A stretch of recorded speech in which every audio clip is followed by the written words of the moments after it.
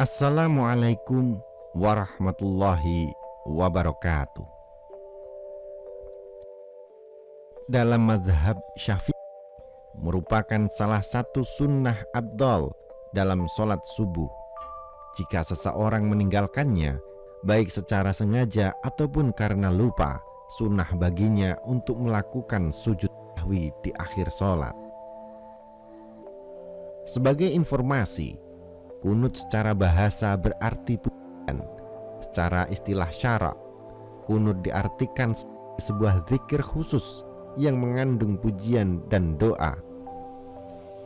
Imam Taqiyuddin Al-Dimashqi menyebutkan bahwa kesunahan kunut ini didasarkan pada sebuah hadis yang diriwayatkan oleh Imam Ahmad, bahwa Anas bin Malik radhiyallahu an berkata, Rasulullah Shallallahu Alaihi Wasallam selalu membaca kunut pada sholat subuh hingga wafatnya. Kunut dilakukan berdiri iktidal. Sebagian riwayat menyebut sebelum ruku, namun cara pertama lebih banyak riwayat yang menyatakannya lebih terjaga dan lebih utama. Seorang yang berkunut disunnahkan untuk mengangkat tangan tanpa mengusapkannya ke dada ataupun wajahnya setelah selesai melakukannya. Lepas dari perbedaan pandangan itu, suatu ketika Imam Syafi'i pernah tidak melakukan kunut saat melaksanakan subuh di Masjid Agung Abu Hanifah yang terletak di dekat makam Imam Abu Hanifah Nu'man bin Thabit atau yang dikenal dengan Imam Hanafi.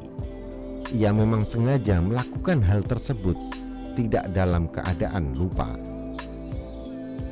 Toha Jabir Fayaddol Ani menceritakan dalam kitabnya yang berjudul Adabul Ikhtilaf fil Islam, pemimpin mahkamah syariah dan urusan agama, bahwa Imam Syafi'i ditanya perihal alasannya tidak berkunut. Ulama asal Palestina yang wafat di Mesir itu menjawabnya berikut: bagaimana aku mempertentangkannya sementara aku berada di depannya? Ia pun kembali menyampaikan alasan kenapa tidak berkunut. Terkadang kami mengikuti mazhabnya penduduk Irak. Dalam riwayat lain, Hadratus Syekh Kiai Haji Hasyim Asy'ari menceritakan dalam kitabnya yang berjudul dalam riwayat lain, Hadratus Syekh Kiai Haji Hasyim Asy'ari menceritakan dalam kitabnya yang berjudul At-Tibyan fin Nahyi an Muqati'atil Arham wal Aqarib wal Ikhwan, bahwa Imam Syafi'i menziarahi Imam Hanafi selama 7 hari dengan membaca Al-Quran. Setiap kali menghatamkannya, ia menghadiahkan pahala untuk Imam Syafi'i. Saat melaksanakan sholat subuh di Masjid Imam Hanafi, ulama lengkap Abu Abdillah Muhammad bin Idris Al-Syafi'i itu tidak membaca kunut karena menjaga adab terhadap sosok Imam Hanafi. Karena Imam Hanafi tidak menyebut kunut sebagai suatu sunnah pada sholat subuh, maka saya meninggalkannya karena menjaga adab kepadanya.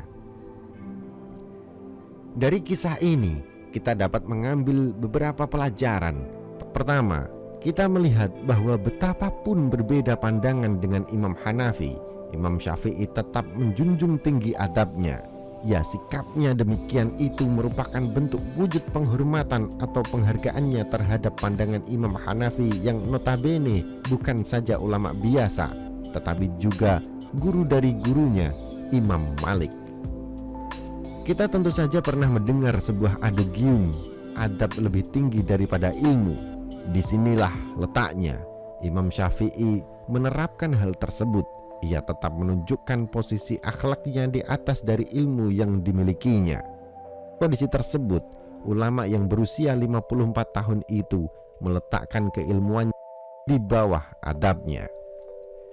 Oleh karena itu, kita sudah sepatutnya mengikuti akhlak Imam Syafi'i, yakni menghormati pandangan orang lain yang berbeda dengan kita, tidak malah menghakimi sendiri, membenci, mencaci, atau memakinya. Perbedaan merupakan rahmat yang patut syukuri, tidak perlu dipertentangkan dan merasa pandangannya paling benar sedangkan yang lain salah.